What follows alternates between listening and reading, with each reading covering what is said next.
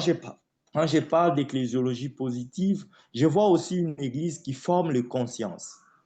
Quand bien même la tâche de l'Église est en premier lieu l'annonce de la parole, mais nous devons aussi avoir au sein de l'Église une formation par rapport à la conscience collective en tant que population.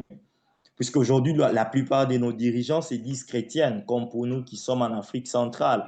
Mais ce sont ces mêmes dirigeants qui sont chaque dimanche dans nos églises, qui détournent les fonds, qui brillent par la mégestion. Mais c'est contraire à ce que nous les enseignons chaque dimanche. Or, l'Église doit insister sur cette forme de prise de conscience. Quand je parle d'ecclésiologie positive, je vois aussi une Église qui s'engage pour la dignité humaine, les conditions de vie.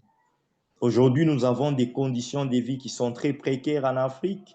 Il y a des zones où je peux vous dire, par exemple, moi qui travaille dans des villages, vous trouvez dans des villages où des gens n'ont pas d'hôpitaux.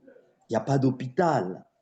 Pour soigner quelqu'un, vous devez faire des dizaines de kilomètres. Il n'y a pas de postes de secours.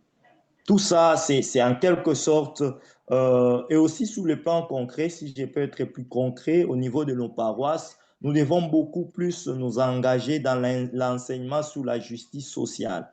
C'est très, très pertinent. Nous devons nous engager sur la formation sur la justice sociale et aussi l'accompagnement des victimes.